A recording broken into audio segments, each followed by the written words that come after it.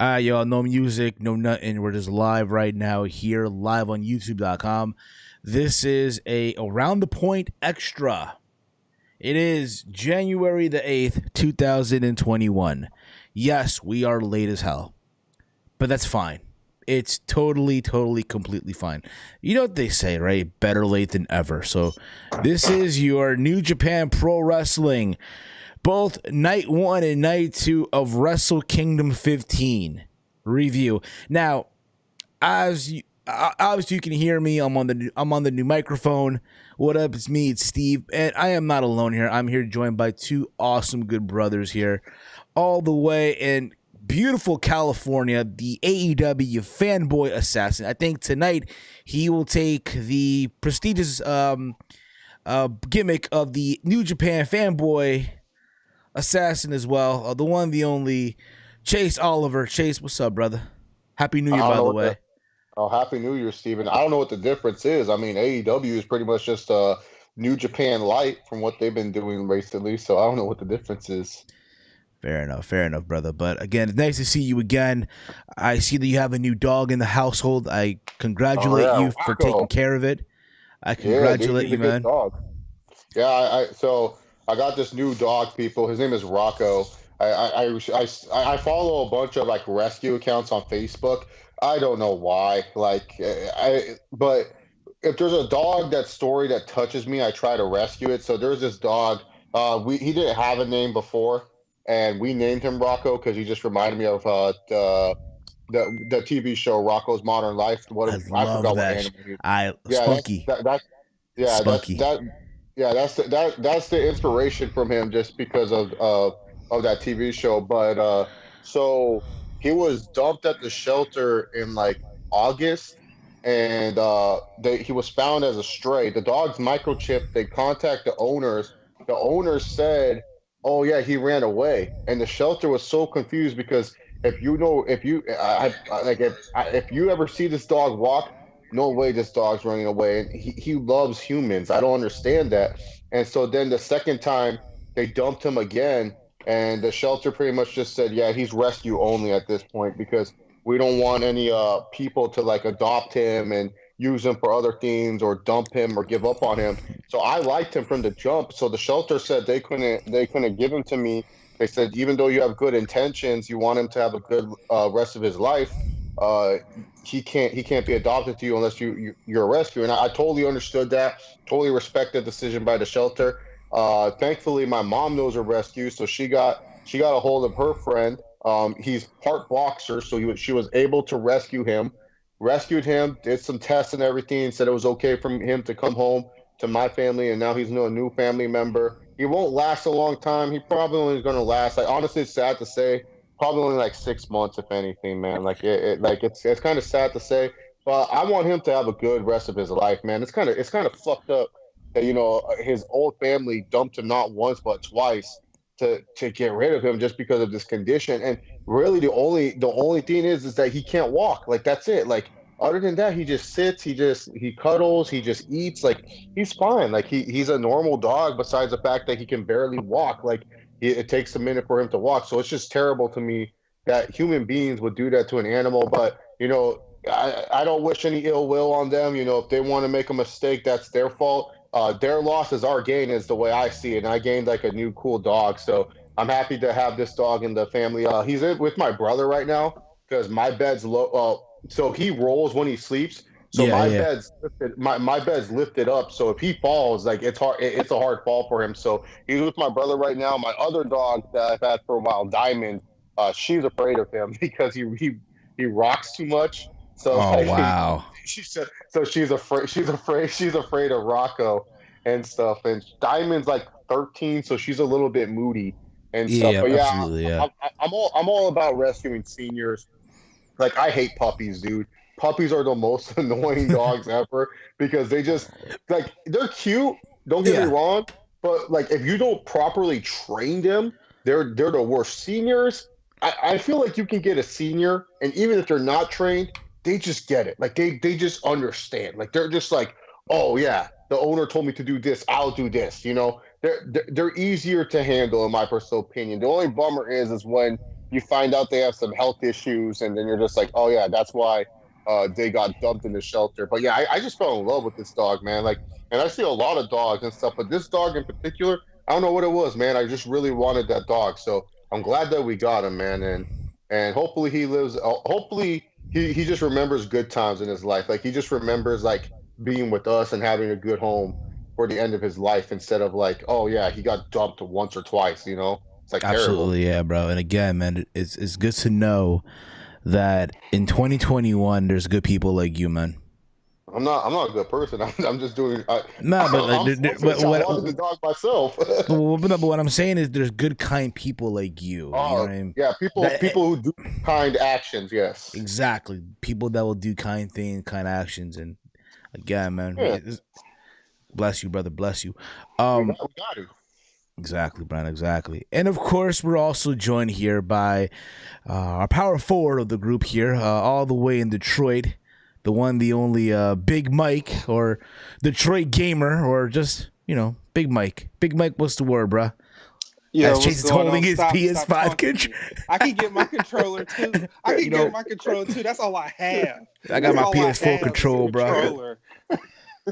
I got PS4 control. I got the AirPods right here, if you will. But hey, man. Stop taunting me. Oh my! Stop it. It's over. I will leave this call. Stop taunting me. Oh God! Oh my goodness! But Oh. yeah, it's just I almost shed a tear at you talking about that. It makes me want to hug my dog. He just walked in the room. I ain't So gonna lie, yo. I don't have a dog. I want to get a dog. My cousin, you know what it is, dude? My cousin has a dog. The dog's name is Tim, right? yeah. And I don't know what it is, but he's like the cutest thing you'll see, bro. And it's like I am now the uncrowned godfather of the dog, right? But he's like the coolest thing in the world. If I can get I'll find a photo. I know you guys won't. I know you guys that are right now on the call won't be able to see it because we're not. I don't have my cam on Skype. But if you could just shoot into the playback, you probably will see the dog. I'm gonna go to my cousin's account, because she has like hella dog photos, if you will. So there's that. Let me see here. Oh, damn it. That's the dog right there, bro. When you guys see the playback, you'll see it, but that's the dog. And again, it's the coolest dog he's like the coolest thing, right? Oh yeah, I see it. My other cousin has a dog too. I post them also on Snapchat and Instagram. I consider the dog like my clickbait magnet, if you will. More, for the girls, if you will, for the ladies. They like ladies do like dogs, man. Exactly. Yeah, it's funny. My lady hates dogs, dude. She hates them, dude. Bro. That's the one thing she doesn't like is dogs. She likes Rocco though. She said Rocco's cool. He's the exception. He's the exception. Yeah. That's important. Yeah, he's an old dog. It was crazy because I was walking him the other day, and so the UPS guy saw him, and they're like, "Oh yeah, how long have you had this dog?" And I'm like, "Dude, I just got him this week." And the guy looked at me like, "Wait, you got this dog?" I'm like, "Yeah." And then I told him this story, and then he was like, "God bless your soul, sir." And then later on, he said, "Those people are gonna rot in hell." And I was like, "Yeah, man, I guess." Like I said, their loss is my gain, you know. So, but yeah, he couldn't believe that I said this week. Like he literally was paused when I said, "Oh yeah, I got him this week." Like, oh yeah, who goes to the shelter and gets the dog that is jiggling and can barely walk? Like, you know what I'm saying? Like, facts, it's like, yeah. But like that's the thing. People don't realize those are the dogs that really need to be rescued. Like, it sucks because not all dogs can be rescued, and trust me, there's sometimes when I go see the senior pages and it's just hard. But like some dogs, man, it's like they'll never get a chance. Like another dog we recently rescued. We have too many dogs. I don't even want to say the number, dude. But we rescued this puppy boxer, which I fucking hate that it's a puppy. Her name's Blue, and she's deaf. Like she's fucking deaf. So we taught her sign language, and so she kind of understands it pretty well. But yeah, dude, no one wanted her because she was deaf. She literally, the last thing that she did with her old owners was they took her on a car ride, and when she's asleep, she's asleep. Like you can't even, because she's deaf, she can't hear shit. They dumped her outside of the road just because they couldn't handle the fact that she was deaf. and stuff like that. Because deaf dogs, they communicate differently. Like deaf dogs are more aggressive. Like that's what people don't need to understand. They can't hear shit. So when they see you, when they're excited, they bark and they will try to like. We're trying to get it to stop the biting, but they will bite you, and they're not doing it because they're aggressive. They're doing it because that's the only way they know how to communicate. They don't know how to communicate like other dogs. So that's just how it is. And their barks are fucking. That's the only thing I don't like about her is her bark. It drives me insane, man. And then she also Diamond has just not been getting along with any of the dogs lately. Like she only likes two dogs in this household, and they're both all the old dogs that sadly will probably pass away this year, minus Rocco. So I have two other older dogs. One's named Puggle Wuggle. I've had him for 15 years. And the other one's named Rough Rough, and I've had him since 2009. But we got him when he was like 8. So he's old. I forgot his age. Like I don't want to do the math, but he's old. So we've had him for a good like 17 or something like that. But yeah, so yeah, she likes those dogs, but all the other dogs, no, she says fuck them. That's awesome, bro. Anyway, the reason why we're here is because, this past Monday and Tuesday there was a big pay-per-view This was cool. out of Japan, the one, the only New Japan Pro Wrestling's Wrestle Kingdom. Now, let's be honest here. For a lot of folks, let's keep it 100. For a lot of folks out there, this is the one time of the year they'll only watch New Japan. That's true. This is the only time of the year you'll hear dorks, right? You'll hear the dorks on social media talk about New Japan as if they watch the entire year. But they only watch Wrestle Kingdom. They'll watch Dominion and a little bit of the G1, right? They'll watch 3 matches of the G1 that like one super fan says, "Oh, this is the greatest match I've ever seen." So they'll borrow their friend's New Japan account so that way they can watch like Tagabe versus Ishii or something. Like, okay, all right. But I want to say this because there are 2 nights now. For again, all this, second time ever. 2 years in a row, 2 nights back to back at the Tokyo Dome, pandemic and all, there were fans in the Tokyo Dome. Now, I don't know how it came off to you guys, but when I watched the show, even though they were clapping, even though it wasn't a complete sellout like previous years, they made you think, holy shit, it felt like they sold at the Tokyo Dome. It felt that way. Granted, the lights were kind of dimmed, but other than that, I just want to say to everyone out there that this past Monday and Friday stayed up all night to watch Wrestle Kingdom. Shout outs to you guys. Shout out to those that stayed up all night and after went straight to work or school. Didn't call out. Just went just straight right through it. Some people might be still on winter break if they're in school. So you'd be surprised. High school though, around that time of the year they go back to school. What high schoolers watching New Japan, dude? You'd be surprised. They're more worried about the next Supreme drop than fucking Word Okada versus Ospreay. Facts. But you get the gist, though. You get the gist. Yeah. But can't wait to listen to the new Logic. He just understands me. That's I just want to say one thing too, though, before we go on to the show and give our thoughts and all that stuff. And this is just me, and I don't know about you guys, but dear New Japan, enough with the 2 nights back to back at the Tokyo Dome. Enough. I thought it was so unnecessary to have 2 nights, in my personal opinion. Like night 2, there are some matches where I'm like, yeah, that would have worked for night 1. And then it was just like the main event for night 2. It was a whatever. Like, I'm not spoiling the result, but whatever main event to me, because I just didn't care. I was just like, I was so like taken away from night 1 that I felt night 2 was just kind of like, okay, well, we didn't want to put Sonata versus Evil and the Never Openweight Championship on night 1 to make it a bigger card. Like, to me, those are the only matches that. Oh, and then Hiromu versus Ishimori. It's like they missed some matches that I felt could have just been on night 1. You could have got rid of Jay White from the title scene altogether. And of course, he'll say that. Really good, huh? Of course, Chase will say that. Yeah, absolutely. No. Dude, why do we need him? He left the company anyway. So once again, they push another Gaijin that ends up fucking them over. So what's the point? But that's the thing. Like, they could have had one concise pay-per-view and this would have been a much better experience and probably one of the better Wrestle Kingdoms.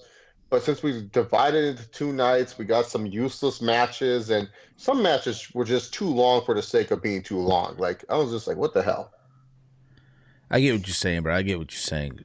Big Mike, what about you, bro? What was your overall take on Wrestle Kingdom 15 2021?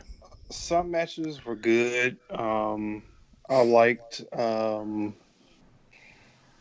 1 was pretty much better than night 2. The only match that I really liked on night 2 was the main event. I ain't gonna lie to you. I'm kind of in the same boat. I felt like night 1 impressed me in some way. Like, okay, there's some matches that I was fucking with. Night 2, I felt like, okay, this could have been saved for New Year's Dash. Which, by the way, none of us. I didn't watch New Year's Dash. I don't know about you two. I always watch New Year's Dash just to see if they can keep my interest for what's the show for the J Cup? But Power Struggle. Power Struggle. There we go. Yeah. No. Not Power Struggle. It's Osaka J Hall. The New Beginning show. New Beginning show. Yeah.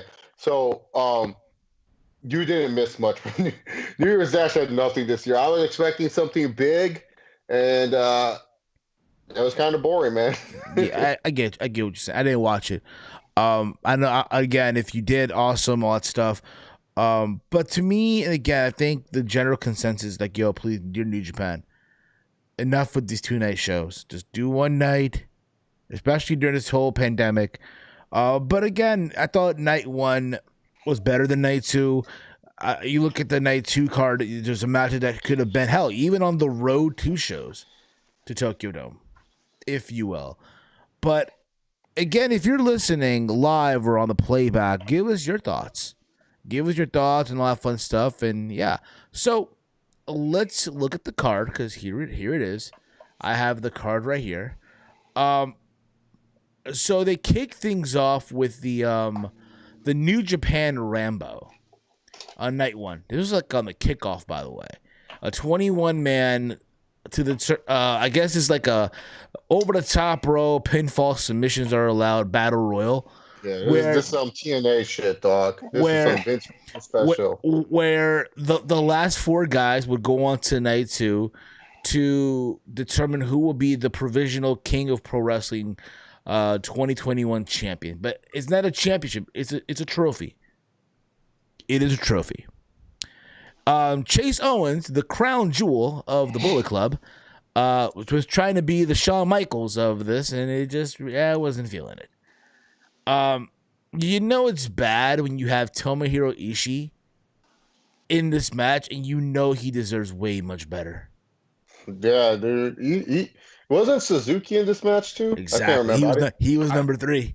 He was number 3. Yeah, because honestly, when it comes to the New Japan dark match shit, I just skip it. But I was like, I remember reading the results, and I saw that Suzuki was in this match. I was like, dude, really? Like, I get it, Suzuki's older now, but there was nothing you could do with this guy. Like, there was not a match where you could find Suzuki to just do. Like, I was interested. Some young lion called out Suzuki. That would have been an ultimate, hey, this is a good Suzuki match, you know? He just beats up a young lion for like 2 minutes or so. Like, but yeah, he's in this meaningless battle royale, and if you look at it, the last few Wrestle Kingdoms people have been kind of exposed to, Suzuki has been kind of like a major figure in those Wrestle Kingdoms. Like, people kind of are like, he's a guy that a lot of people, like, I'm just saying, when they go, this is why you should watch New Japan, Suzuki's the guy that a lot of people go to, and I like Suzuki. This is not a hate on Suzuki, just kind of weird positioning, especially because you're trying to expand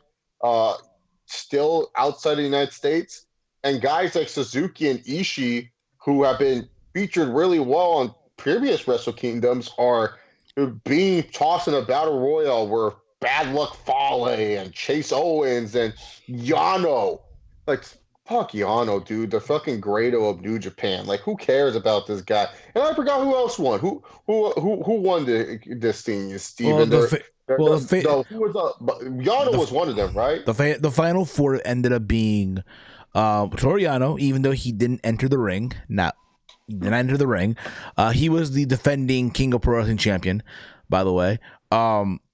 Chase Owens, Bad Luck Fale, and Evil. My bad. Bushi from LIJ. Bushi, not.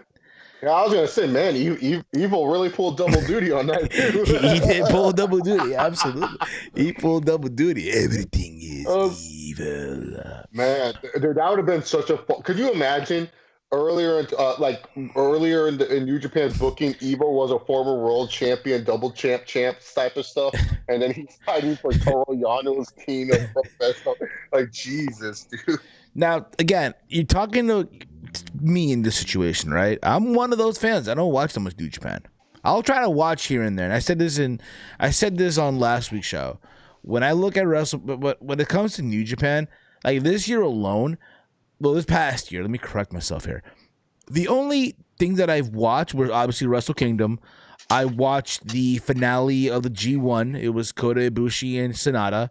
I'm sorry, the Great Sonata. And Great Sonata. And Naito getting the belt back from Evil to become the champ again. That's all I saw for New Japan. So there was that. But anyway, that was night one's kickoff show. We move on to the main card. If you will. It was, if I'm reading it here, Hiromu Takahashi, who won Best of Super Juniors, challenging the winner of the Super J Cup, El Phantasmo. And the winner would go on to night 2 to challenge Taiji Ishimori for the IWGP Junior Heavyweight Championship. Now, El Phantasmo did win the Super J Cup that was here in the States that featured the likes of ACH, Chris Bay from Impact Wrestling, to name a few, if you will. And Leo Rush. Yeah, Leo Rush is featured also and stuff like that. I thought overall for an opener to the main card, it was a pretty solid opener. I am not going to lie to you. I thought it was cool that El Phantasmo paid homage to Edge with his ring gear. I don't know if any of you caught that or not, but I thought again for an opening match, it was good back and forth, some good near falls. There was a spot, I think in the beginning of the match where they're on the outside. I think El Phantasmo goes for like a sunset flip on the outside to the middle rope, and then he went for like a moonsault he springboard off the top rope into a moonsault. I think he fucked up his ankle, it looked like, but he recovered and shit. But eventually it was all said and done. Hiromu Takahashi did pick up the W. Your thoughts, guys, on the match? I thought it was a great opener. Didn't whatchamacallit, I don't want to jack up his name. Takahashi. Hiromu. Yeah, Hiromu. Didn't he get dropped on his head in this match? Multiple times. That and also on night 2. That's always playing to this story because remember his career was almost over. They're doing the same story with this guy 2 years later. Yeah, so because they do the same thing with Kota Ibushi too, because they just get dropped on their neck or head all the time. But I thought it was a good opener. It held my attention, and yeah, that's pretty much all I have to say about it. Chase, what about you, brother? Yeah, this was a good match. Phantasmo is one of the bigger steals for New Japan. You know, like he could have gone to AEW or signed with WWE and be part of. Who's the cruiserweight champion? What's his name?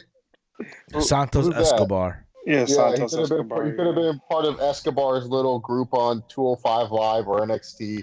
I don't know what. Is he Hispanic? No, he's Canadian.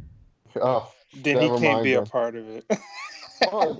They can find a way. But yeah, well, you know what? Well, you guys remember many years ago. Remember Chris Nowinski? He was part of Teddy Long's group with Rodney Mack for a little while. Yeah. So he could be the Chris Nowinski. Let's not forget Camacho Samoan. He played Hispanic on TV. So. Exactly. Yeah, with the bicycle, the bike. Remember, Yokozuna was Samoan, but he wasn't Japanese, but he was, right.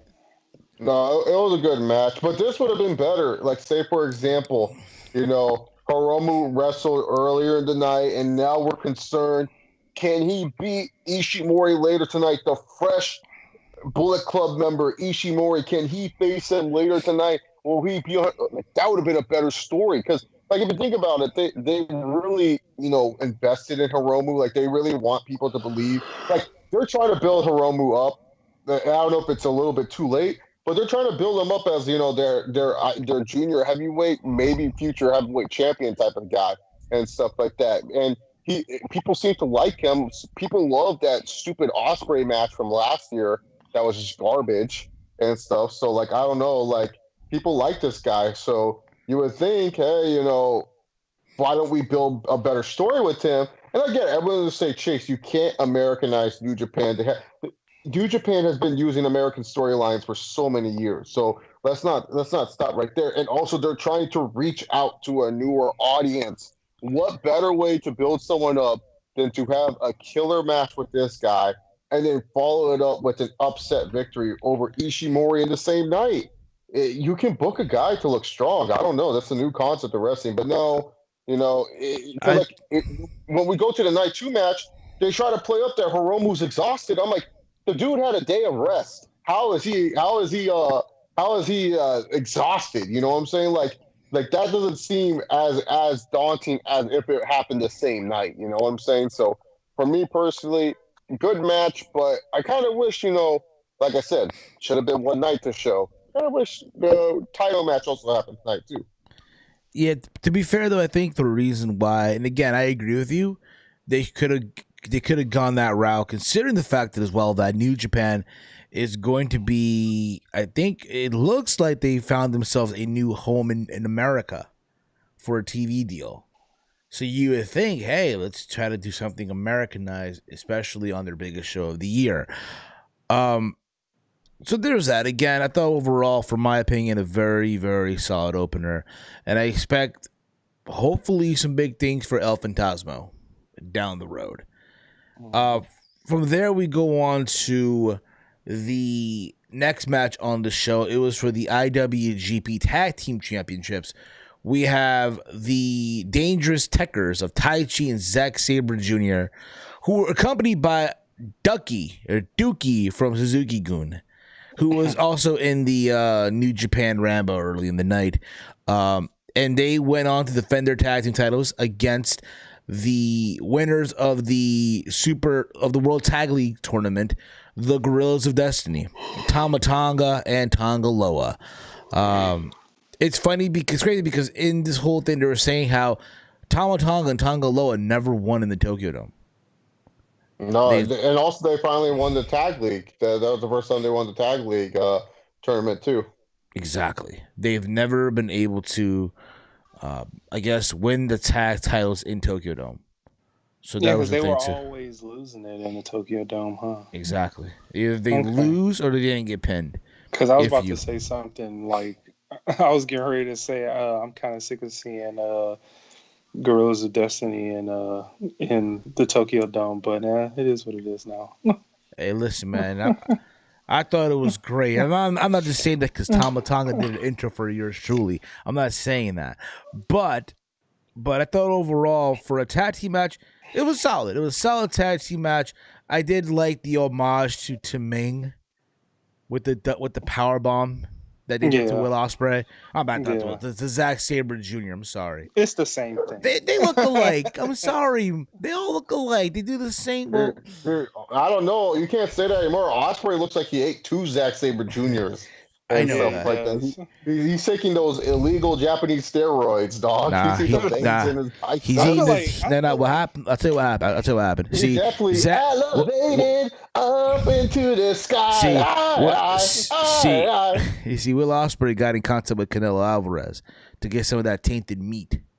He definitely elevated, dog. He definitely elevated. Yes, dude, him, Kota Ibushi, and Jay White. Dude, I want to know. I know Ibushi. What steroids is this motherfucker taking? I need to know. Dude, this dude's ripped. Dude, so one of my favorite matches in recent memory is the Cruiserweight Classic between Ibushi and Cedric Alexander. And so before Wrestle Kingdom, I rewatched that match because I enjoy watching that match. It's a perfect 15-minute match in my personal opinion. And I was rewatching it, And then I was watching Wrestle Kingdom and Ibushi came out. I was like, dude, what kind of steroids is this fucker on, dude? Like, did Kenny show him? Because Kenny Omega, remember Kenny Omega in New Japan? Oh, juice to the Yeah. Dude, to the gills. Yeah. dude. Kenny in New Japan? Oh, dude, Kenny now, dude, he can't find anything, dude, because he has now like the dad, like Jericho told him, just have the dad bod or something like that. Because Kenny's in shape, but he looks kind of chunky. You guys notice that Kenny's kind of chunky now? Like, oh, New Japan Kenny, fucking 6-pack Shakur, bicep vein popping out, shoulder vein, like he had some juice. But yeah, no, Kota Ibushi, I need his steroids, dog. I need his plug because he went from nothing to like look at Naito and Okada throughout the year. This is why I respect Okada and Naito. These guys had opportunities for sure to definitely use steroids. They could have done what Tanahashi has done for so many years and abused that needle. But you know what? They said, nope, we're going to keep our Japanese boy bodies. And they did it, man. Like, they don't need good bodies to be main eventers, dog. All right. Facts, absolutely. Like, when have you ever seen Naito and Okada in shape? Like, no, real talk here about this. When have you ever seen them in shape? Like, I never, at all the Wrestle Kingdoms I watched, I would say they 10. look the same. I would say 10 with Tanahashi. Yeah, I guess Okada was lifting then. No. What I want, speaking of which, what the fuck is Tanahashi on?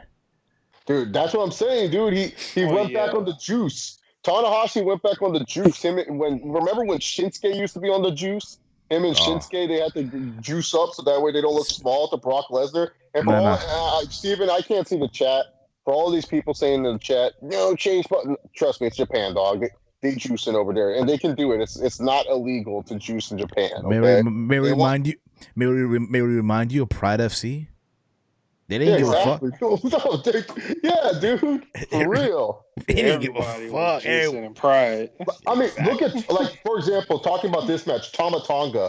Tama Tonga used to be kind of chunky. Like, he didn't have arms at all. Like, he was like every other Samoan. Like, look at Jey Uso's body. That was Tama Tonga. All of a sudden, 2 years later, this guy is slim. He has bicep definition. Like, you're gonna try to sit here and tell me that his Samoan DNA he just worked out? No, he called cousin Roman. He said, "Yo, tribal chief," and they're somewhat related. Okay, they're cousins somehow. All Samoans are related, apparently. He's like, cousin Roman, what kind of HGH are you taking that's illegal for me to take? Because let's be real, man. Tama Tonga, dude, like, he looks good now. He actually, and same with Camacho. They don't have the typical Samoan bodies. They look a little bit Romanish, you know. Yeah. I'm just saying. Hey, look, dude, I don't care what steroids Roman Reigns used. He looks fucking awesome. Wreck everyone in league. Nah, speaking of him slide on the speaking steroids. of the gas, speaking of the gas, yo, I want to know what did Pete Dunne do, bro?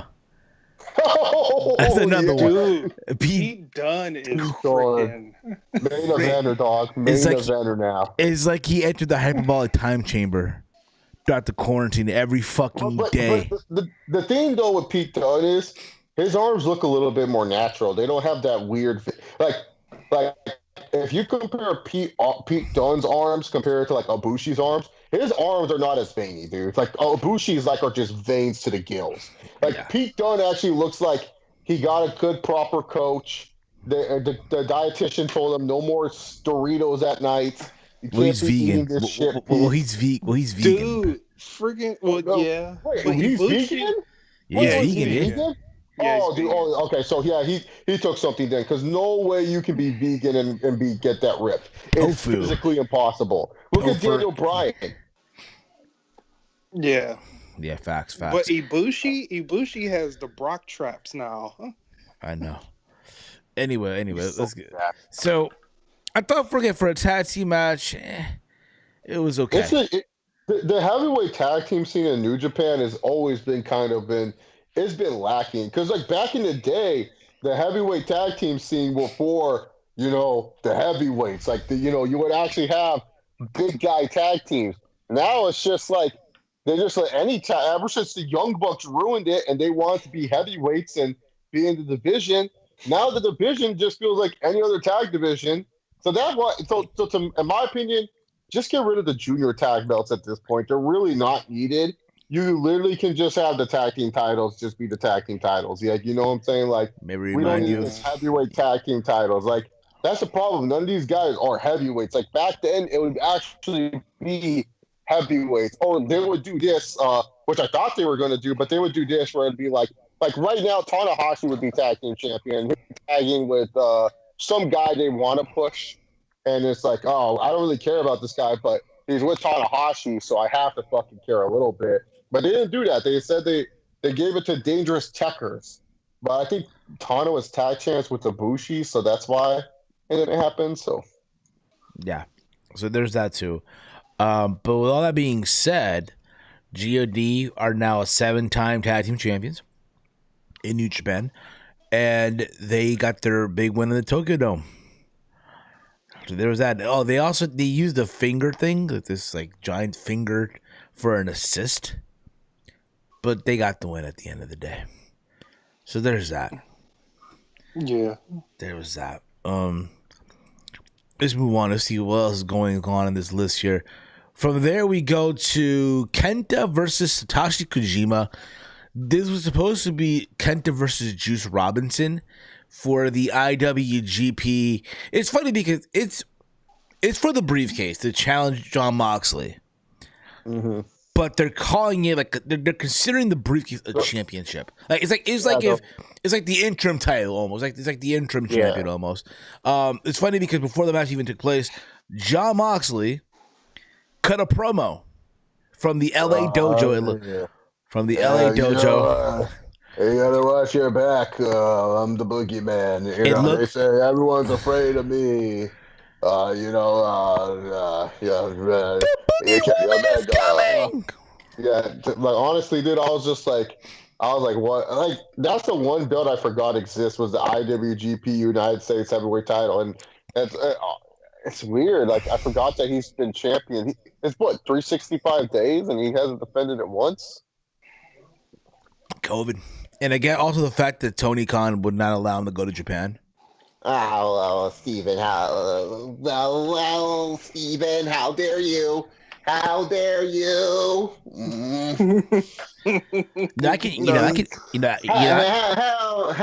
How dare you, Steven? You can. What do you mean I didn't let? What do you mean I didn't let Jon Moxley? Jon can go anywhere he wants to wrestle. AEW is for everyone. That's why Kenny Omega is going to Impact Wrestling. Hard to kill. Yeah, exactly. Rich Swann. Even though you could have filed an injunction, but you're not going to do that. Oh, no. It's all about improving the business. I heard you're in Nashville to check on contractual statuses because even though Impact Wrestling is hard to kill, $7 billion can get you a lot of ammunition. Oh, yeah. I see you watch my promos a lot, Steven. You're a big fan, and it's cool. I'm a big fan, too. But how dare you say I didn't let Jon Moxley wrestle? He's a contracted AEW wrestler. It's in his contract. He has to follow the rules. I didn't make the contract. That was all Cody. So stop blaming me. Why don't you blame Cody and the EVPs? Well, because Cody's currently now doing a song with Snoop Dogg. I did jam out to that song at least 5 times, maybe 6. And now I heard when Cody and Brandon were making the baby, they were playing that theme song in the background. If you will, that's maybe what I heard.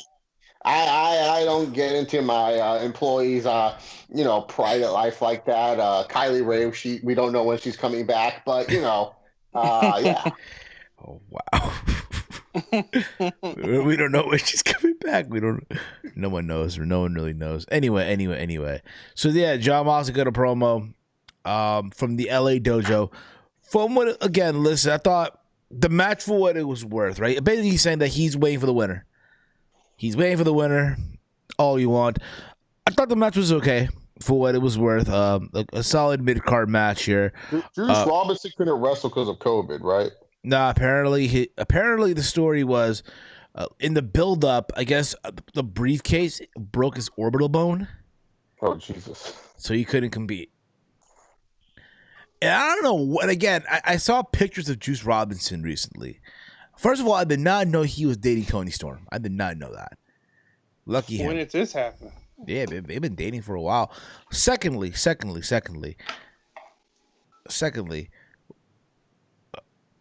what is he now? What's the gimmick now? I remember he had these dreadlocks. He looked like a circus ringmaster. Now he looks like, I don't even know. He looks like his first gimmick with like a fade or something. Yeah, but he cut off his dress now. Like, he let his hair grow back a little bit, but it's like, bro, he wrestling now in a tank top and I guess shorts now and shit. But anyway, so Satoshi Kojima stepped in, challenged Kenta. I mean, he had a good showing. I mean, kind of made him feel like, like $1 million for what it was worth. But eventually, it was all said and done, though. Kenta did hit the GTS and beats Kojima. And hopefully in 2021, we're going to get Kenta versus Moxley.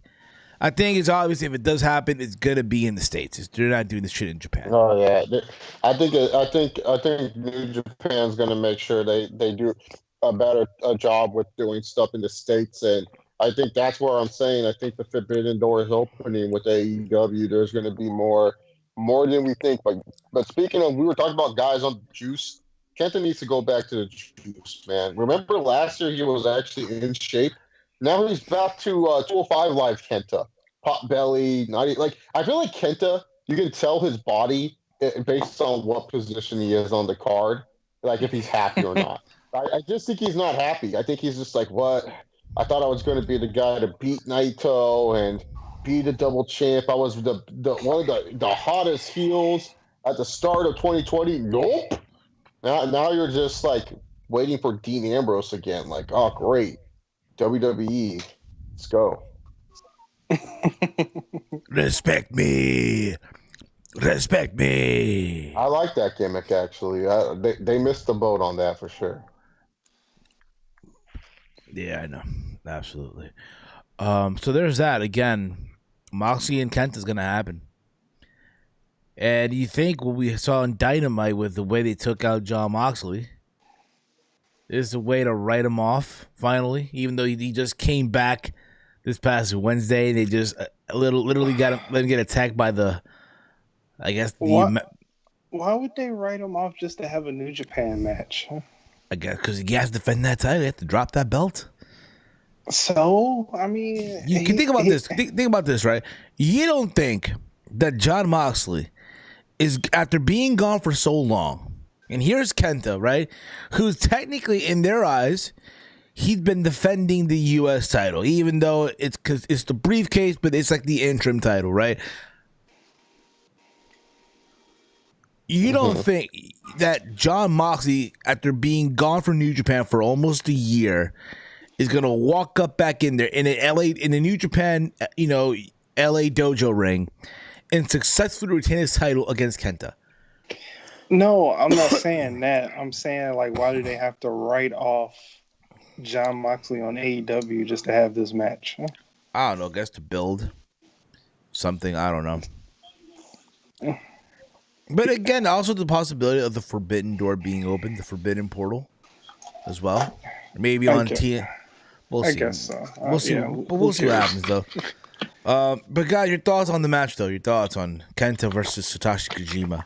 Didn't watch it. I don't like Kenta matches. Damn. It was there. It was there. Like you said, Steven, it was just kind of one of those matches where it's like I won't remember. Like if I ever go back and watch this card, which I think will be really rare, it'll be one of those matches where I was like, oh yeah, this happened, and okay, so yes. From there, we go on to Hiroshi Tanahashi, the ace of New Japan, right? Who last year wrestled Chris Jericho in the semi-main event. What a good match. That's an underrated match from 2020. The idea of the Forbidden Portal being open, right? That's when it was being taunted at the time, right?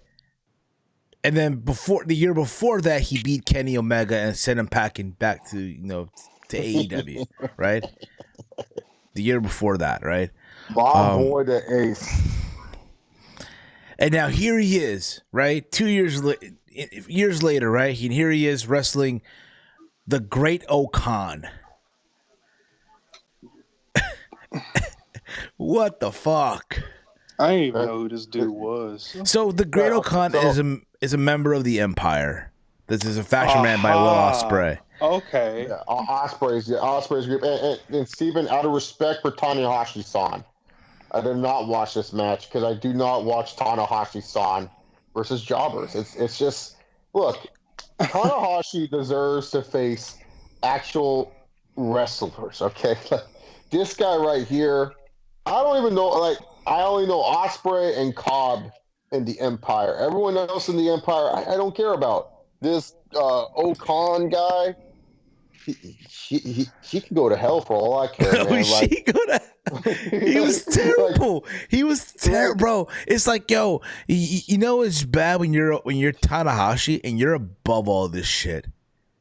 Like that's the thing. Like I get it. You need to put Tanahashi on the card. You're trying to find something for him to do and stuff. But like, I would have taken Tanahashi pulling a Hogan. You know, like doesn't work for me, bro. Doesn't work for me, brother. Like, say for example, Ibushi lost, and then Tanahashi checks on him, and Ibushi sends him, and he high flows Naito, and wins both belts. I would have taken that. I would have taken Kenta versus Tanahashi. Like, even though I would have wanted to see Tanahashi lose, I just didn't want to watch this. I was just like, dude, I'm not watching Tanahashi wrestle below his abilities. Like, that's just such a disrespect to one of the legends of New Japan Pro Wrestling and wrestling in general. Like, I'm not watching him at his worst, dude. And like, I know some people like to use the meme, if you can't have me at your worst, you can't have me at your best. I've seen Tanahashi only at his best. I'm not going to see Tanahashi at his worst. Fuck this match. This guy wrestled Kurt Angle many years ago. Yeah, I skipped, Steven. I'm not even going to lie. I just said, Tanahashi is facing who? Nope. the great Okan. So I muted my computer and I went to go watch something else. Play some PlayStation 5, you know? Yes. But at the same time though, listen, I watched the match because I had to sit through it because fuck it. And I was stoned too. I was stoned. The Great Okan, he reminds me of a character off Dragon Ball. Fucking Dragon Ball. I'm not even saying Dragon Ball Z or GT or fucking like in the martial arts Dragon Ball, yeah. Like Goku, like in the first round of the martial art tournament, that big guy be all like, that big guy that's all like, oh, look at you, you're just a little pipsqueak. What are you doing in this tournament? And then Goku be like, hey, you want to fight? Will you fight me? Oh, okay, you're so funny. And then he gets his ass kicked like in the beginning. That's what Great Okan reminds you of, huh? Yeah. This is the idea that this guy, again, Tanahashi is selling for the Great Okan. And again, listen, you want this guy to be a big deal in 2021. So let him... My ears are bleeding. What? Just skip this, dude. I don't want to hear this. All you got to know is, listen, early in the night, they pitched the idea. Tanahashi, you put over Great Okan. And he said in Japanese, doesn't work for me, brother. That worked for me, brother. He said, LOL, Tanahashi wins. Nah. When they threw him the idea, I heard he picked up his iPhone. It's like, hello, Tony Khan. Hello, Tony. Tony-san. Tony-san. Tony-chan. No, it'd be Tony-chan. Tony's not a san. He's a chan. Tony-chan. Tony-chan. Yes. Tony-chan. Money Mark. Mark money. Yeah. I go to Daily Place, yeah. I go.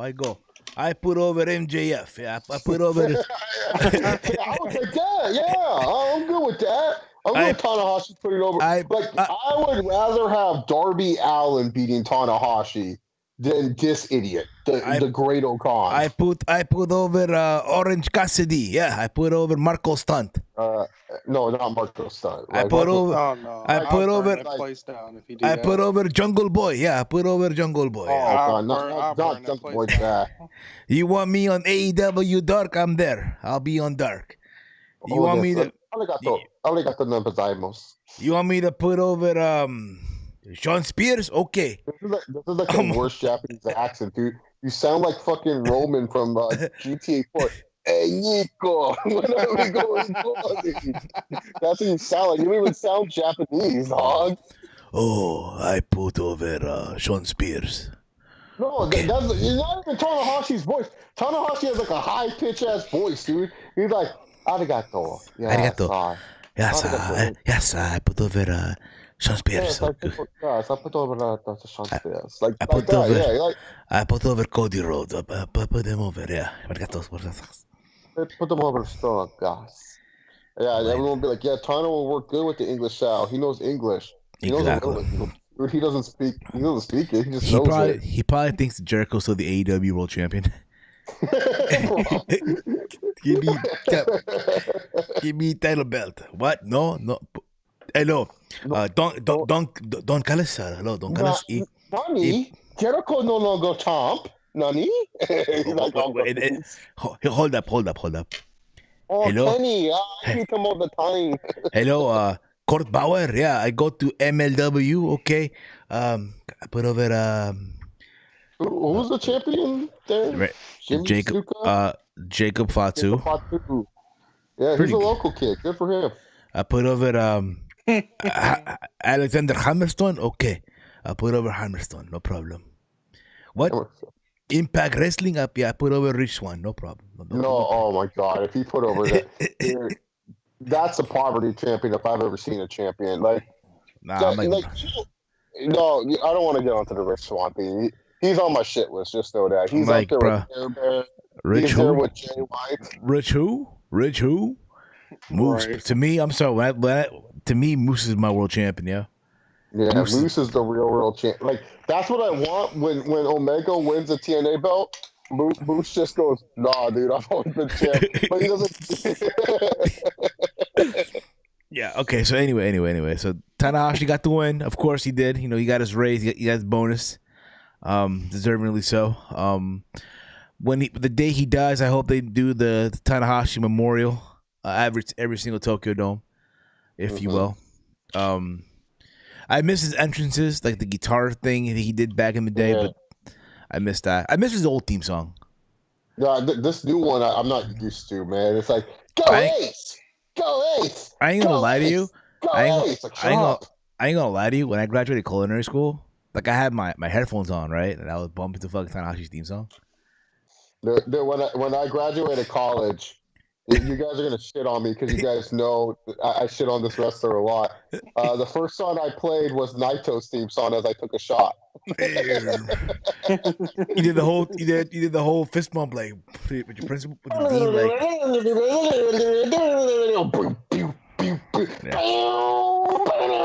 like dude, Naito's theme song hits, dog. It hits different. It does. Like imagine walking into like work.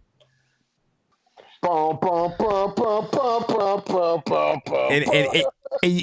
you still got your sports coat on, your briefcase in your hand, the coffee mug, and everything. You're walking in with the blue. Yeah, Okada's theme song's good too.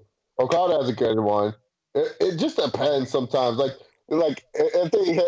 he I feel like with Okada's theme song, it works with like how he enters. You know what I'm saying? Like. When Okada enters and then they have the money or the gold flying, and then it's like the I can't do Okada's theme off the top of my head. Let's see. Yeah. How does it go? It starts off to the screen, and then it just goes like. And then you just go into the money, yeah.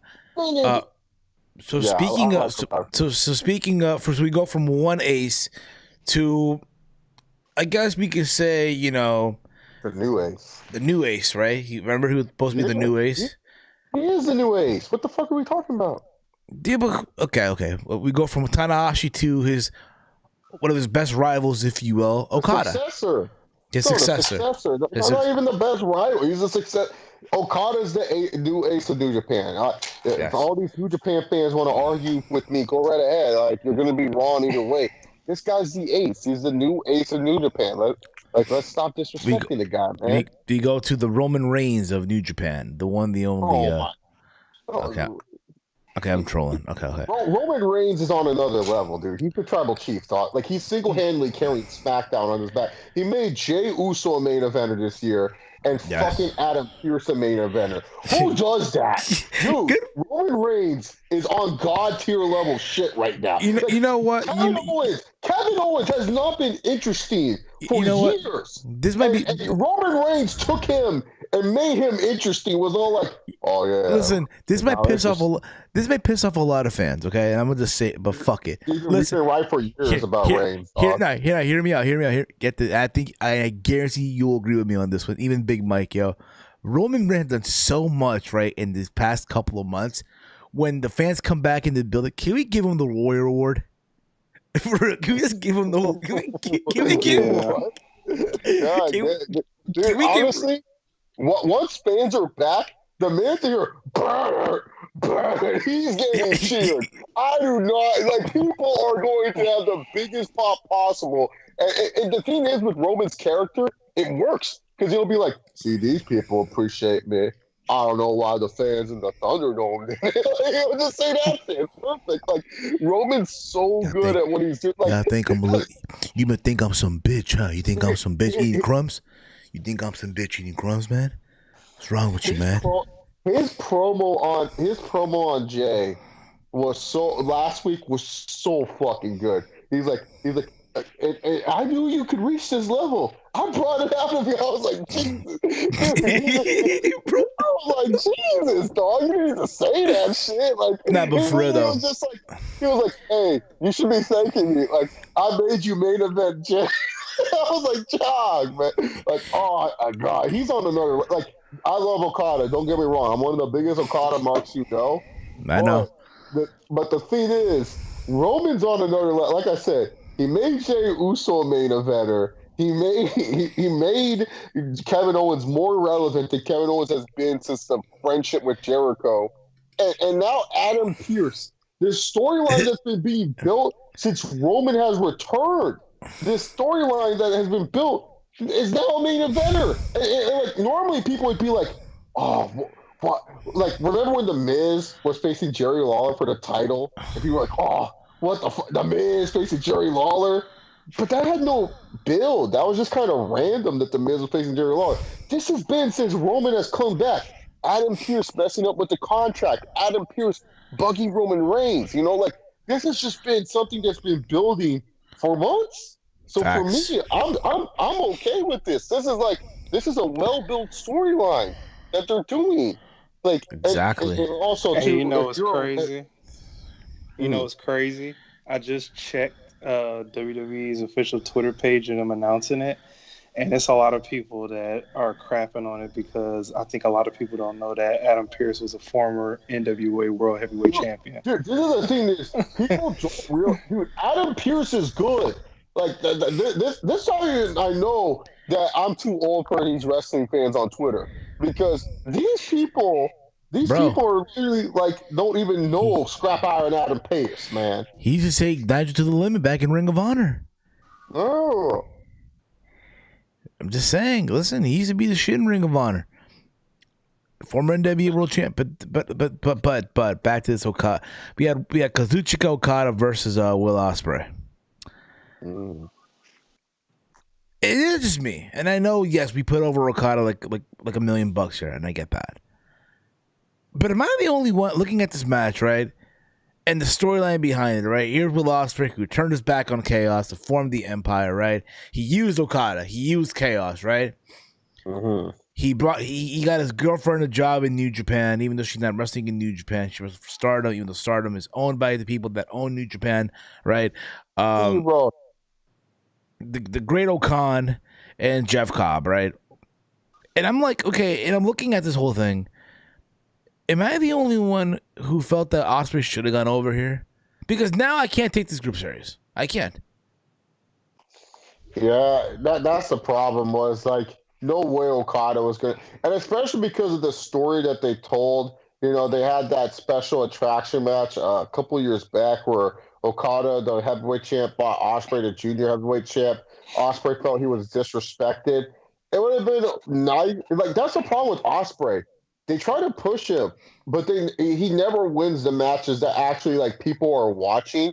He wins all these G1 matches, all these like matches you need to see, and then it's like the actual matches that matter, the actual matches that have substance and meaning. It's like he doesn't win them.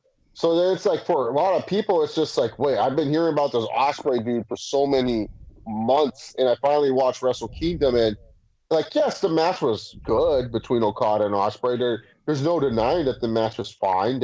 I thought it went on a little bit too long. They could have cut like 10 minutes out of the match, but it really showed Osprey, especially for fans who don't watch New Japan on a consistent basis. It did show Osprey's now a heavyweight. He's doing more of a hard style. They're showing a more ruthless style to Will Osprey.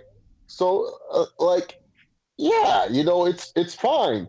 But the thing is, like you said, Steven, he loses. And, I get it. You can also look good in a loss. But this loss is kind of like you said, Osprey has this new group called the Empire. He's the main dude of the group. The main dude of the group can't even beat Okada, a guy that, is the ace of New Japan, the new ace, the successor of Hiroshi Tanahashi. He can't even beat him. So how are you going to sit here and tell me this guy's going to be a threat to Kota Ibushi and all these other guys if he can't beat Okada? And I get it. Okada has some respect in the Tokyo Dome, and it's just one of those things where it's like it's kind of hard to like say, hey, Okada should lose in the Tokyo Dome. Hey, look, he lost last year to Naito on night 2. I feel like he could have lost to this one right here, to Osprey. And after all, like you think about it, like outside of this whole thing, they're friends. Put it this way, Okada put over Yano in the King of Pro Wrestling tournament, but you couldn't put over Will Ospreay. Yeah, exactly. Make it make sense for me, people. Make it again. If you're in New Japan, like diehard, please make it make sense for me. Yeah, I get it. There's going to be people who defend Okada winning, and I get that. Trust me, I like Okada too. But I know I should know. You rubbed it in on me 2 years ago, and he beat Naito. Yeah, it was great. That was remember all you idiots were choosing Naito to win. That was the funniest scene. I was like, the fuck you guys talking? I remember it's like, so I don't know if it's still up. I don't know whose channel we were on, but I got invited to do a New Japan predictions with Steven and stuff. And then I was pretty much all Steven and everyone else was choosing Naito. And then at the end, they're like, Chase, who are you choosing? I'm like, you guys are fucking morons. I literally called everyone fucking morons. And I said, how is winning this match? Like, why are we choosing Naito, dumbass? And everyone's like, oh, Chase, come on. You just hate. I'm like, no, dude. Like, why would Okada put over Naito? And then everyone's like, Naito's journey. I'm like, they ended.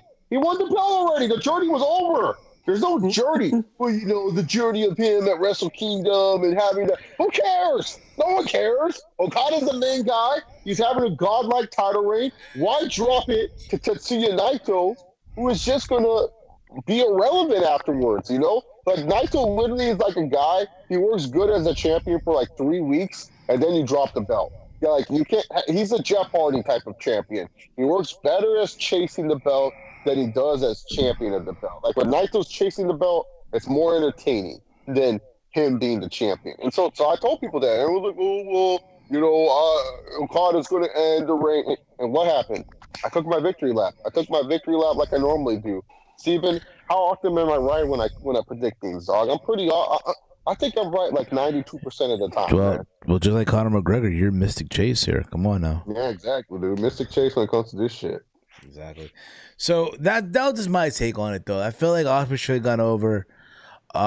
Even if, again, but I mean, can they fix this whole thing? I mean, I'm sure they can. I don't see Osprey going anywhere like outside of New Japan out of this. I would say, hey, maybe have him win the New Japan Cup, but I doubt that considering what happened tonight too. But we'll see. Mike, change your thoughts on Okada versus Will Ospreay.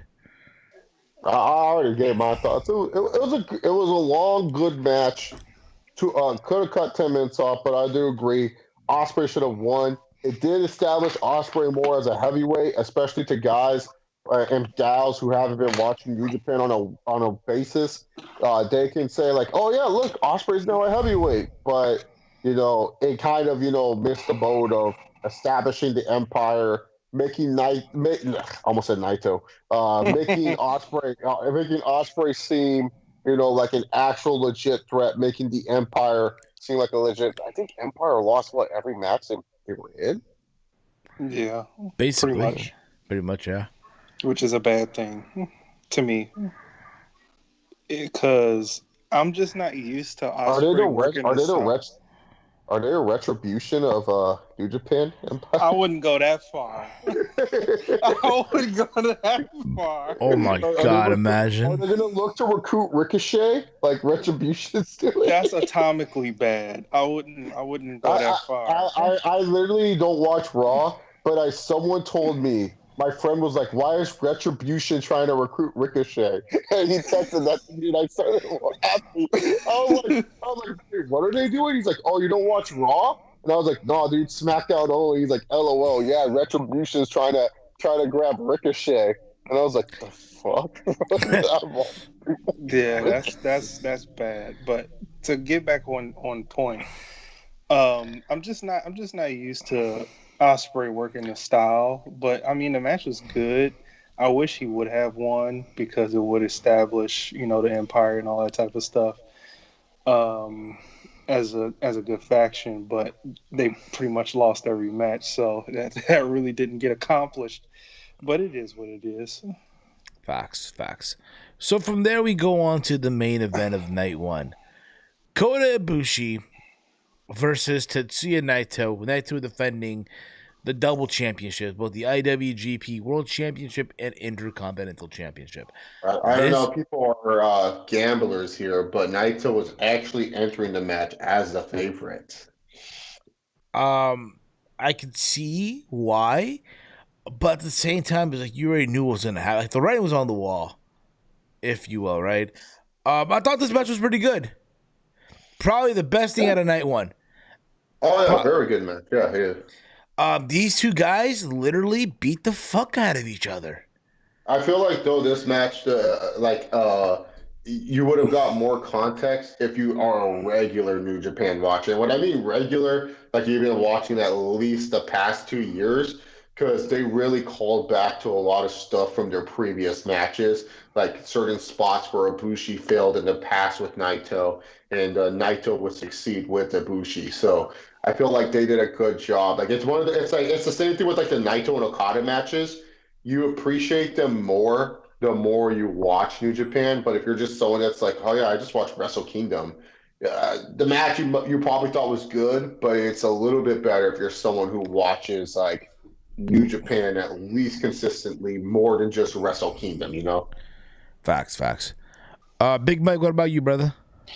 Yeah, it was a good match to cap off night one. Ibushi, finally gets the belts and looks freaking huge doing it. Well, now he's a god. He ascended to god status now. It's like he went to train with oh my god, I'm having a brain fart. Lord Beerus. Up in the now he's a god. He ascended to god status now here. Dude, when I saw him walking down the ramp, I was like, what did he do? That's exactly what I said too. Freaking huge. Dude, no, because so when Ibushi returned to New Japan, he was still 205 live Bushi. Like he was a little bit more muscular, but he was still 205 live Bushi or Cruiserweight Classic Bushi. And then after teaming with Kenny Omega, when Kenny was like, hey Bushi, I'm leaving New Japan. Here's my steroids. Take them. And then Ibushi was like, thank you, Kenny Kun. And he just like every time I see him, dude, this guy gets bigger and bigger, dude. He's looking like little Brock Lesnar. Facts. Dude, this dude is huge. I was like, what did he do? If you guys want a size comparison, go watch which is still my favorite Wrestle Kingdom match of all time. Ibushi versus Naito, Wrestle Kingdom 10, right, Stephen, or 9?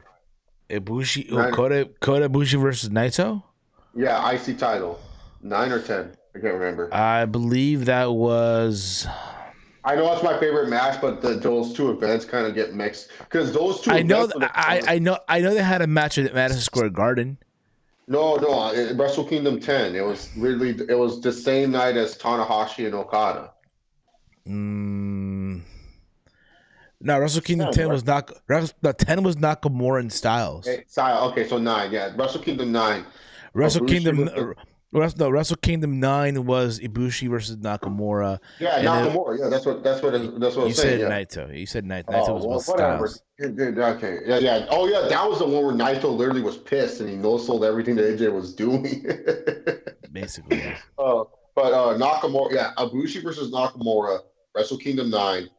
This is the first Wrestle Kingdom where wrestling fans actually were start pretending to care about New Japan or whatever. I will say this. You'll look at Ibushi here. It's first of all, it's one of the best New Japan matches you ever watch. Suck a dick, Kenny Omega versus Kazuchika Okada.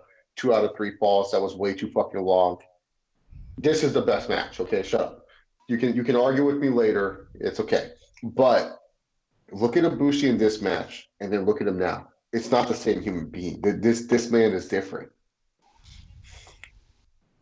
Yeah, that dude is super small. Mike's looking it up now. Yeah, Mike's looking it up now. Mike's like, yeah, I gotta look at this shit now. I gotta see Ibushi's small ass.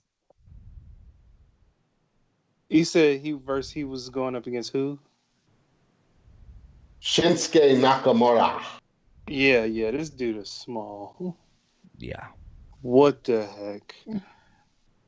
Yes. And then let me go to now. Hold up. There's a lot of good near falls in this match too, which I enjoyed as well.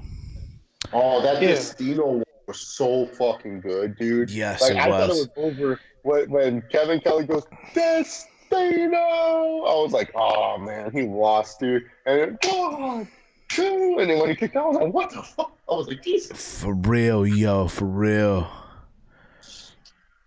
But eventually it was all so set. Freaking huge. But eventually it was all said and done, though. Kota Ibushi turned his dream into reality. He is now a god. Oh, he was what did he say? I forgot what else he said. He said that he was he reached his goal. Like he said that he was now the champion, but he wants tomorrow night he becomes a god. Yeah, basically, yeah. He's on his way becoming a god. So there's that. After the match was over, Jay White came out and confronted Kota. So there was that. Jason's favorite, Kota Ibushi. My bad. Switchblade Jay White, who probably on the way to WWE. But we'll see. I like Kota Ibushi though. I've always been a big little Ibushi guy. Like he's a good wrestler. You know, Yeah, he doesn't I won't go out of my way and buy a Ibushi shirt, but like. If you tell me, hey Chase, Ibushi's facing someone else, I'll go watch it. You know what it reminds me of though? Kota Ibushi. He's in one of my favorite.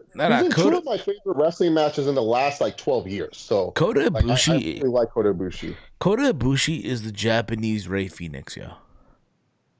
In a way. Yeah, if in a way, yeah, because Rey Fenix is one of those guys like you can just watch and you enjoy it and.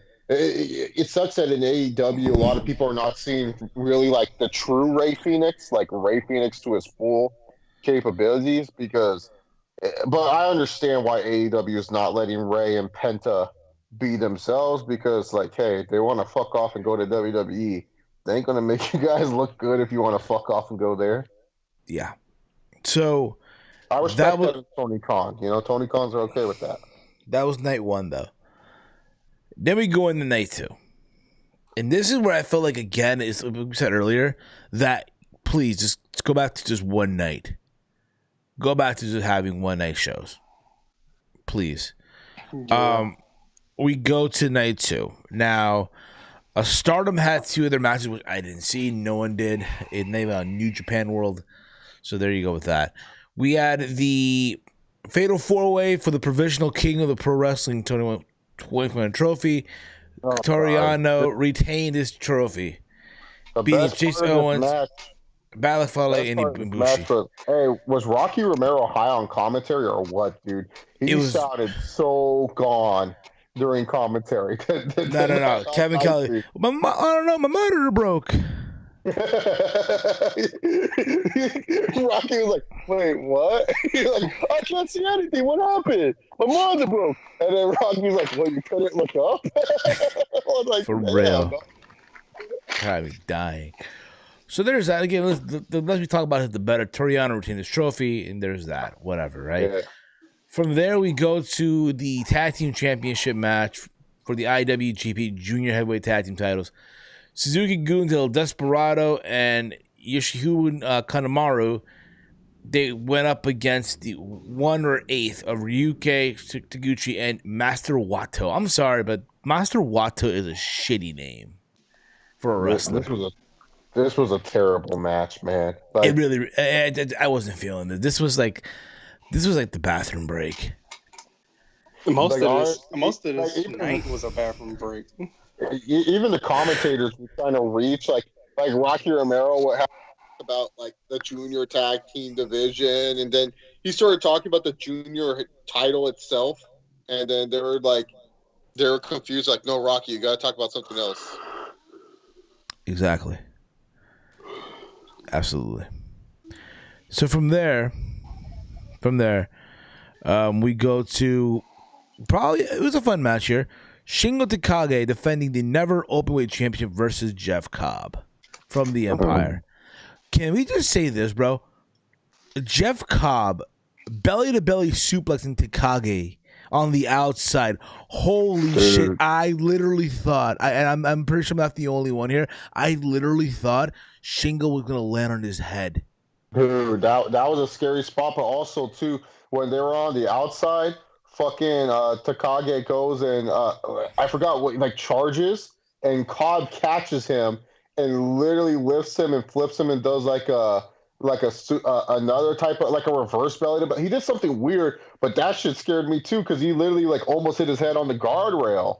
Like, oh yeah, he flipped him and then he did the deadlift suplex onto the guardrail or something like that. That shit scared me too, man. Yeah, but dude, Jeff Cobb, man, fuck, dude, that Bama right there, wherever he goes, he's gonna be successful, man. Like, I don't care. He is so fucking talented. He's gifted. He's gifted, bro.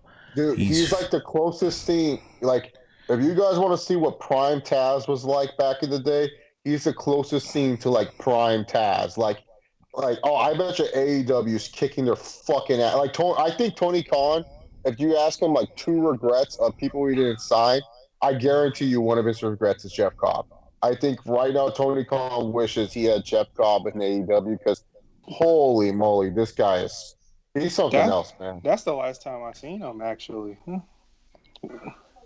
Basically, yeah. He's improved. He's improved a lot too. Mm-hmm. He has, yeah, absolutely. We're talking about Jeff Cobb here, right? Yeah.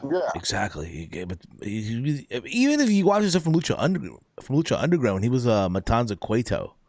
Yeah, but he was still kind of like he was good, but he wasn't like anything. Like he didn't stand out like he does now. Like people talk about Keith Lee versus Brock. Nah, bro. What I want to see down the road eventually, I know eventually if it ever happens or not, Brock versus Jeff Cobb. Ooh, I want to see Keith Lee. I'm pretty sure Keith Lee and Jeff Cobb had matches, but I want to see this Jeff Cobb. Like this Jeff Cobb's on another level, man. Like he looked better than the match with Rush. Yes. Like that was the last time I saw Jeff Cobb, and I was like, oh, that's a bummer. That's the last time. What's going on with Ring of Honor? Steven, what's my Ring of Honor update? Right? We're talking about Jeff Cobb, former Ring of Honor champion. Well, he's no longer with Ring of Honor. Was he a champion though? Question mark. He was the TV champion. Okay. At one time. Who's our current world champion, Steven? Right now, the current Ring of Honor world champion is Roosh. Oh, still?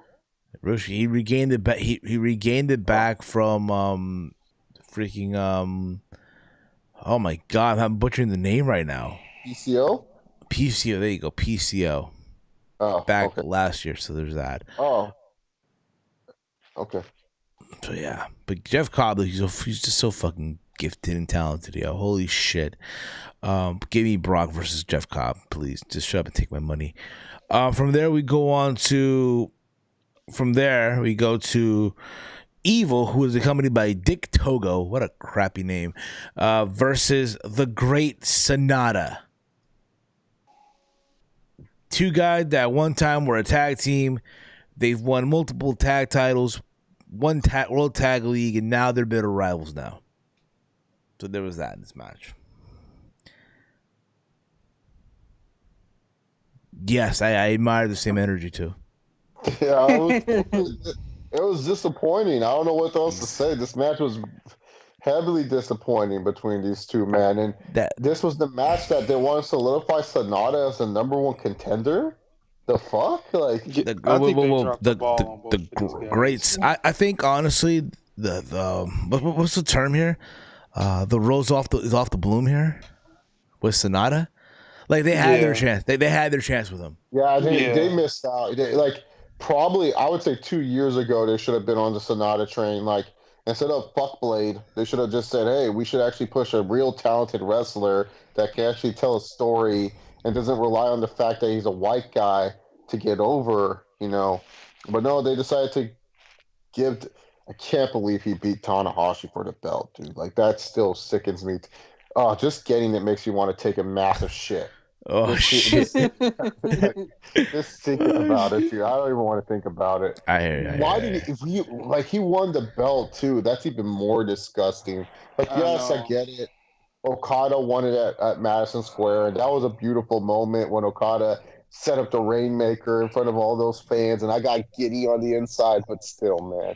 Yes. Dude, that's where Sonata should have been pushed, man. This one, like you said, a little bit too late, Steven. Of course. But yeah, Sonata got the win. This match, Dick Togo tried to get involved.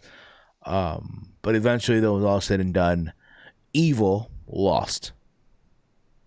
The idea, and again, it's crazy to think that in 2020, Evil was the double champion. But Steven, did Evil really lose? Yeah, true. He's not losing at life, no. Yeah, he's still going home to Io Shirai, dog. Well, technically, it's a Zoom call now. He's Zoom calling with Io Shirai every day. I'll take a Zoom call. I'll take a Zoom call with that every time. My question is, okay. Who's really winning? Evil with Io Shirai or Andrade with Charlotte Flair?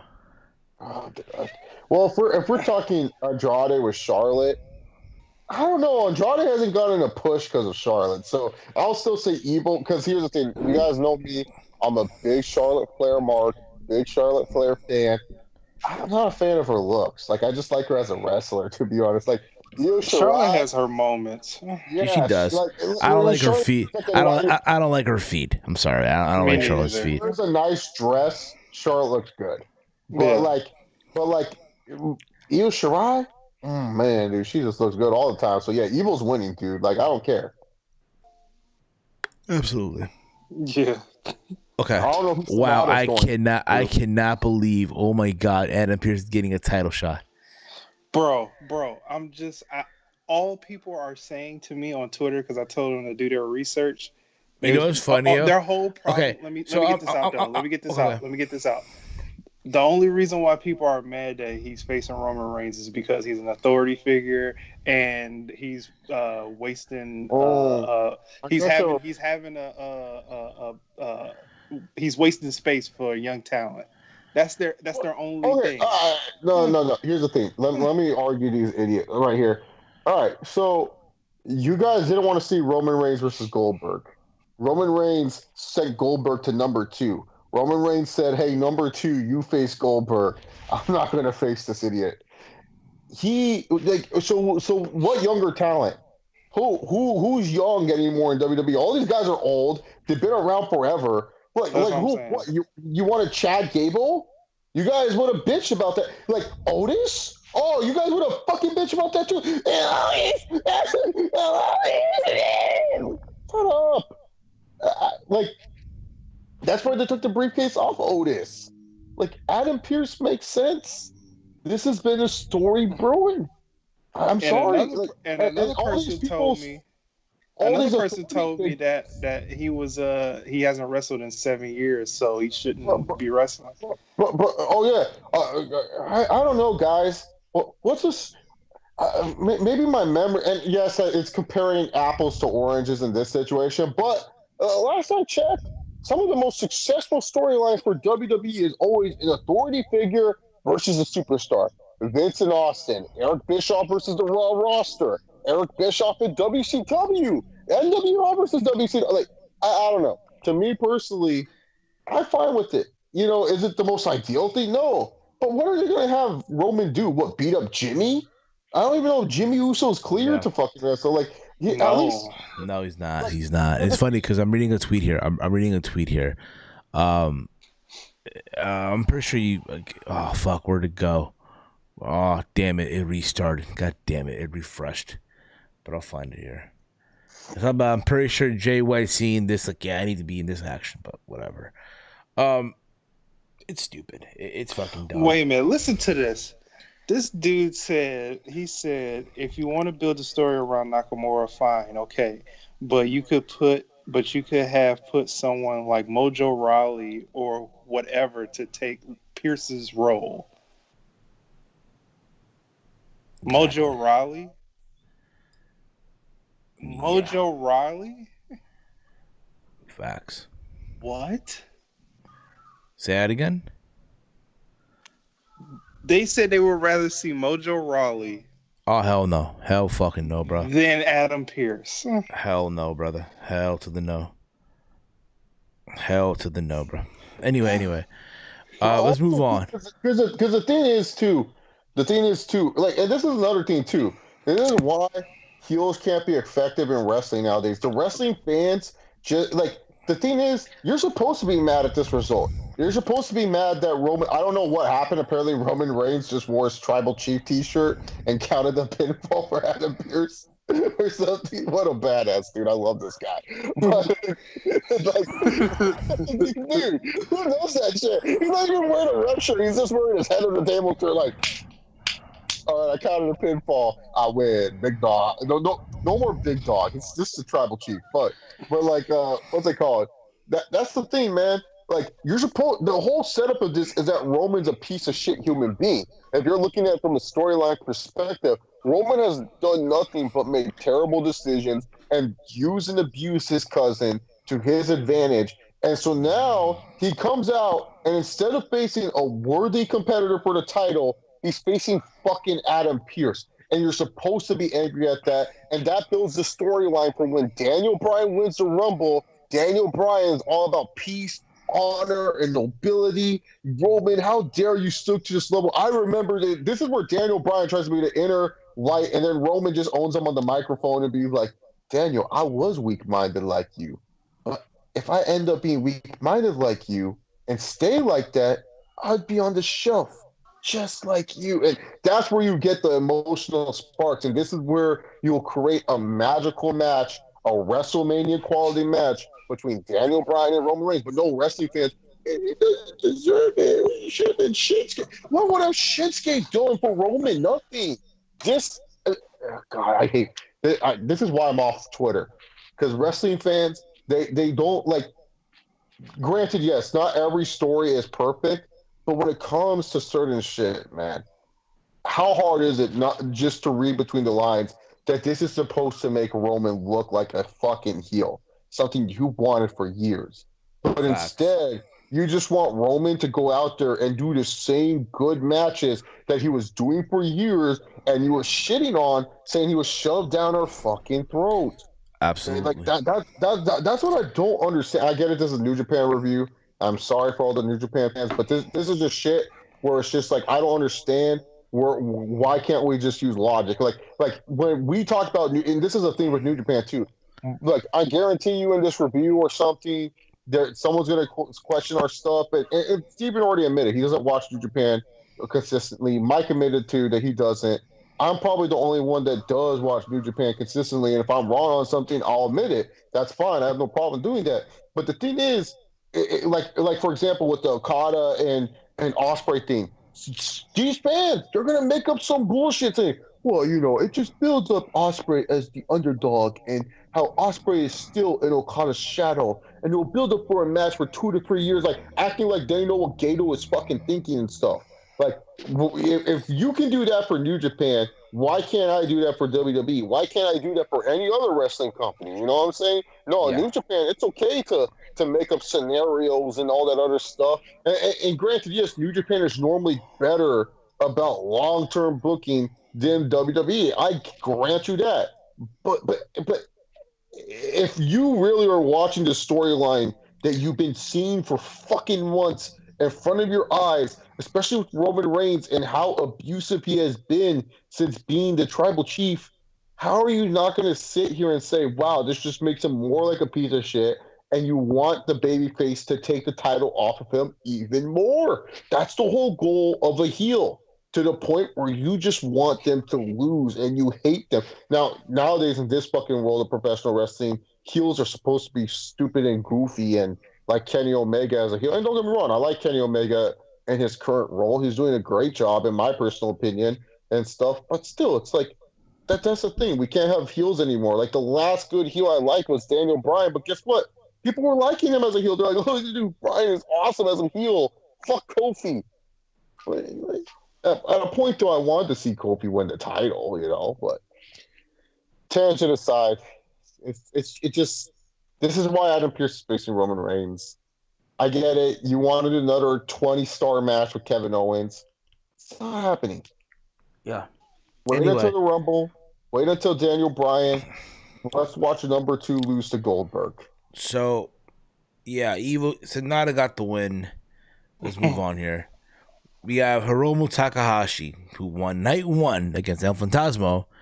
He won Best Super Juniors. He's going up against Taiji Ishimori for the IWGP Junior Heavyweight Championship. I thought this match was pretty okay for what it was worth. They mentioned the fact that, again, Takahashi had he had a career-threatening injury. But you wouldn't think that he had, the way he was taking all these bumps, like that Canadian Destroyer, these They've German been doing this for years, though. Exactly. This has been Hiromu's story for years, dude. Like, don't get me wrong, Hiromu's a wonderful performer and stuff, but like, this has been the theme for years, man. We've been hearing this shit for years about his neck injury and stuff, and they played it in that Osprey match, as I mentioned earlier, and now they're doing it again in this Ishimori match, and that's what I was saying. This would have been worked better if it was 2 nights in a row, and then Ishimori, like, and that's another thing. This match was just too long. Like, I was just like, I get it. It's for the junior heavyweight title and stuff. But sometimes, man, they just really need to learn how to get their shit in 15 minutes and let's move on. Because, like, I get it. This was a big, important match for them. But Jesus, dude, I was just like, when is this going to end? And then, LOL, Hiromu wins. Like, fuck all this hype on the Bullet Club and Ishimori. Just give it to Hiromu.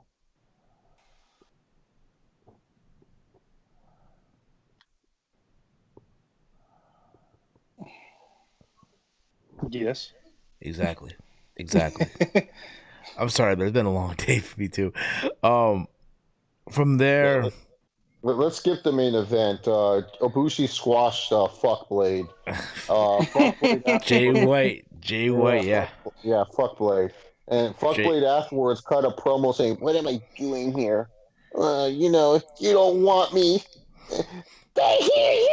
Like, acting like he's Dolph Ziggler. He was coughing all over the place, like trying to give reporters COVID. What a fucking great guy this guy is. And he's all like, "Well, I'm done. You don't want me? I'm done." And then he said he was leaving the company, and no one cared. Everyone's like, "Oh, well." Not even Gato. Gato didn't go, "Oh, try about this." Nope. They didn't even give a fuck. He was just like, screw it. We're just gonna let him leave. But no, this match right here, it's more of I get it. You wanted Ibushi to take down a rival of his and Jay White, a guy that's caused him antics and everything for the past 2 years. It just felt like this should have been the night 1 main event, where it's like they're fighting for the right to face Naito. and then night 2 should have been Naito versus the winner. At least in my opinion, like I felt they should have done the briefcase match tonight, like or something like or Ibushi trying to get his briefcase back from Jay White on night 1, and then night 2 you've done Ibushi Naito. versus Naito. Yeah, because this just was like it was predictable that Ibushi was going to win. Like there's no inkling that Jay White like that was the problem with me about this match. It wasn't like last year where you're like, who's going to win? Is Okada really going to be the double champ, or is Naito really going to be the double champ? Like it's not like there's like inkling of mystery. This match was really like yeah, Ibushi's going to win, but how is he going to win, and what's it going to set up? And it was just boring in my personal opinion. Facts. I get what you mean though. But yeah, fuck. Kota Ibushi finally got his moment. He is now a god. He's now a god. And there's that. And then there's talk that potentially Jay White might make it with WWE. Some people don't think he will. I don't think he will either. Jericho's podcast that he doesn't do the entertainment wrestling stuff. Yeah. Wait, when was this though? What was this podcast? I think it was like last year. Yeah, like a year ago. Yeah. Oh, dude, anything can change in a year, dude. Like I could say I hate salads, and then the next year I'm eating salads. Like you know what I'm saying? Yeah. Well, also too, you know, Jay White, to some of his credit, he does do a lot of. He likes to stay in character pretty heavy. Like he's an in character heavy type of guy. So a lot of his promos, it's kind of hard to tell if he's like actually saying this shit or if he's like in his Jay White character. So to his credit, he at least does that. He picked up what Kenny Omega did with that shit. So yeah, that's all I'm saying with that. So Big Mike, what about you, brother? About what? About the main event. Oh yeah, the main event. Yeah, the main event was good. Ibushi gets his final hurrah and is the God champion. And friggin', I don't know what Jay White is doing too, because that guy's ripped out of his mind too. He's taking that juice as well. Yeah, it was a fine match. That was probably the only match that held my attention the whole night.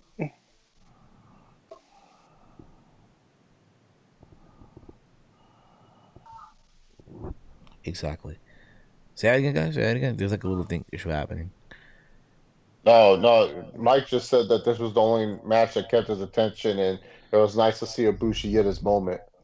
I agree, 100%. I don't know. What think about me? I know Chase doesn't like Jay White. I said this to Mike last year. Like to me, like during the whole like battle for the double champion, like he won me over there. I'm not saying he's like the most amazing talent in the world by no means at all. I mean, but when the bell ring, he can go. I'm not saying, oh my God, he is fucking, he's not Daniel Bryan by no means at all. This guy stinks. What are you talking about? He stinks. You can't sell. He barely sells. I know. See what I did there? He's a backpack in that fucking ring. You should know I'm capping, bro. He's a backpack. That bum needs to be carried every time he's in the damn ring. Now watch this, Steven. He goes to WWE. He actually gets a character where he doesn't have to wrestle, and he just talks and he's entertaining.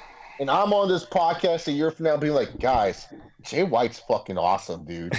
He's the best, man. Give him the US title, goddamn it. Yeah, dude. I've flipped. Have I flipped on many wrestlers? I don't think so. Not that I know of, Chase. Finn Balor, I flipped on. I like NXT Finn Balor. Too bad he has to lose to Karrion Kross again. Yeah. Anyway, guys. But I like seeing. It's time, I like seeing whatchamacallit on my screen every Wednesday. So. Ooh, yeah, I know. Yeah. Anyway, guys, listen. It's getting late. Overall, though, again, Wrestle Kingdom 15. Overall, the show. Again, if you watch the show, you would not think that, oh my God, that they are not sold out. You would think that, holy shit, people are in the building, which they were, and that's cool to see. Considering we're in a pandemic, and I know in Japan there's a state of emergency. But again, you watch the show, you for a second think, oh my God, Tokyo Dome is packed. Even they're clapping, they're not cheering and shit. Tanashi! Oh, I miss those so much because Nakamura, I really get thinking about that. Sometimes, no, I'm not gonna lie. One time I was watching a New Japan card and it was like overnight and I was sleeping and this one fan goes, I was like, what the fuck? It woke me the Exactly. hell up, dude. Oh, like, hey, that person really won Okada. So again, when you look at all the stuff, again, to everyone that stayed up all night to watch the show, shit, you guys are the MVPs. To all of you out there that and again, we think of the MVPs, right? I can think of one MVP right now. I'm looking at him right now. He's in the middle here, Chase Oliver, hooking everybody up with New Japan World to realizing, hey, we're in a pandemic right now. Nobody wants to fork over $8. Hey, you guys are lucky I hit on my Bitcoin, man. Here you go, guys. I'm gonna hook you guys up, yo. Again, all the other big podcasts and YouTubers are doing giveaways to get access to fucking Fight TV. Here's Chase just giving it away. Here you go, guys. Chase is the real MVP here, for real. Yeah, exactly, dude. Hey, man, Bitcoin treated me well this year, so there you go. Sure. So yeah, your boy is a millionaire. Your boy. I wasn't trying to go there. I was just trying to say, I'm trying to say, Steven, my pockets are pretty deep now. Well, mine's too, bruh. How much you have? Like right now? Yeah, like 6,000 almost. What? Oh, that's nothing, dog. For me, it is right now, bro. Hey, listen. Okay. Listen, my dad sold my dad sold my grandparents' house in Peru.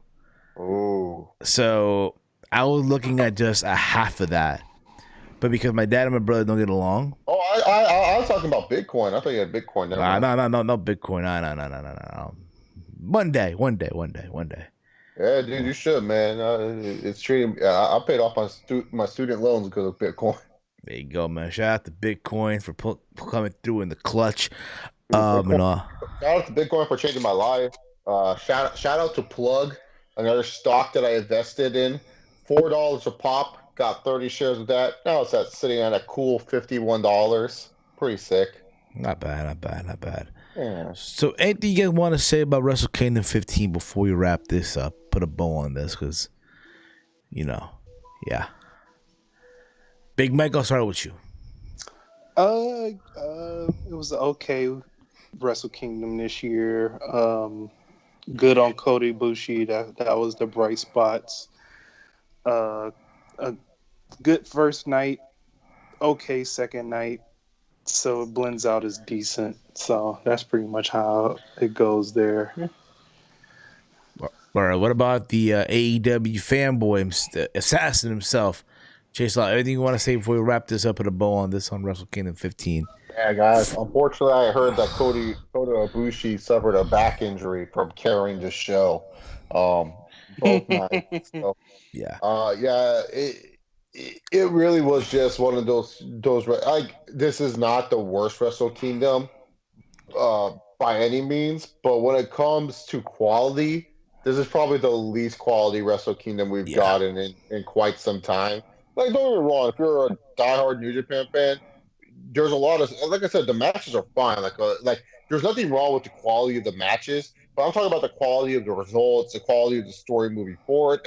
And granted, yes, some of this is due to the fact of COVID. We can't just like underlie it and say, oh well, a lot of companies are dealing with the COVID issues, and New Japan is in a different situation, and especially because they might be facing another lockdown. It's kind of a bummer, but yeah, Absolutely. It is what it is. It is what it is, man. All right, y'all. I want to take this time to thank Chase, Big Mike. Walter was supposed to be here, but I heard his girl called, so there's that.